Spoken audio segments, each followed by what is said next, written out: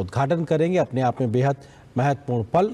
और यहाँ पर प्रधानमंत्री के स्वागत में भारतीय राजदूत भी एयरपोर्ट पे मौजूद हैं। तो निश्चित तौर पे प्रधानमंत्री की 2 देशों की 6 दिन की ये यात्रा का पहला पड़ाव फ्रांस का नीस शहर, जहां पर प्रधानमंत्री पहुंचे हैं। और प्रधानमंत्री अब से कुछ देर में उस होटल में पहुंचेंगे जहां की तस्वीरें भी हमने आपको कुछ देर पहले दिखाई थी। बड़ी संख्या में भारतवंशी वहां पर प्रधानमंत्री के स्वागत इस्तकबाल के लिए इंतजार कर रहे हैं। और ये तस्वीरें आज सुबह हमने देखा था जब दिल्ली से प्रधानमंत्री अपने विशेष विमान के माध्यम से उन्होंने उड़ान भरी थी। मित्र देश फ्रांस के नीस शहर अब पहुंचे हैं और प्रधानमंत्री के स्वागत करने के लिए तमाम फ्रांस के गणमान्य लोग मौजूद हैं। फ्रांस के मंत्री से लेकर नीस शहर के मेयर और प्रधानमंत्री को स्वागत करने के लिए तमाम भारतीय अधिकारी, इसमें भारतीय राजदूत भी मौजूद हैं। सब लोग वहां पे मौजूद। प्रधानमंत्री का रेड कारपेट पे स्वागत किया गया और अब प्रधानमंत्री का ये बेहद महत्वपूर्ण दौरा, इसकी शुरुआत हुई है। और इस दौरे के शुरुआत होने के बाद से कई महत्वपूर्ण पड़ाव अब हम देखेंगे, जहां पर फ्रांस के साथ साथ स्लोवाकिया का भी प्रधानमंत्री का दौरा है।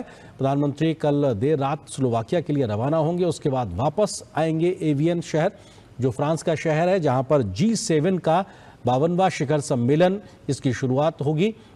वहां पर भी प्रधानमंत्री को आमंत्रित किया गया है। फ्रांस जो कि मेजबान देश है G7 का, उसके माध्यम से भारत को आमंत्रित किया गया है। प्रधानमंत्री कि ये 7वीं फ्रांस की यात्रा है और लगातार 8वां मौका होगा जब G7 के शिखर सम्मेलन में भारत को आमंत्रित किया गया है।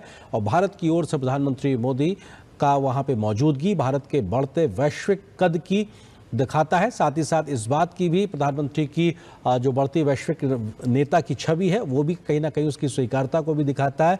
और भारत वैश्विक चुनौतियों में एक समाधान के सहयोग के तरीके से कैसे आगे बढ़ सकता है, G7 जैसे वैश्विक मंच पर भारत की मौजूदगी इस बात की पुष्टि करती है। और ये अपने आप में बेहद महत्वपूर्ण मौका, जब प्रधानमंत्री मोदी G7 के शिखर सम्मेलन के दरमियान भी मौजूद होंगे। भारत इनोवेट समिट के माध्यम से भारत अपनी तकनीकी क्षमताओं को, इनोवेशंस को, स्टार्टअप्स को वैश्विक मंच पर प्रदर्शन करेगा। भारत और फ्रांस इस वर्ष ईयर ऑफ इनोवेशन मना रहे हैं। उसके तहत भारत के जो केंद्रीय शिक्षा मंत्रालय है उसके माध्यम से इस पहल को आगे किया गया है, जिसमें भारत के तमाम 120 स्टार्टअप, 15 उच्च शिक्षण संस्थान और 500 से ज़्यादा निवेशक कंपनियां, फर्म्स के प्रतिनिधि वहां पे मौजूद होंगे जब कल प्रधानमंत्री इस भारत इनोवेट्स की शुरुआत करेंगे।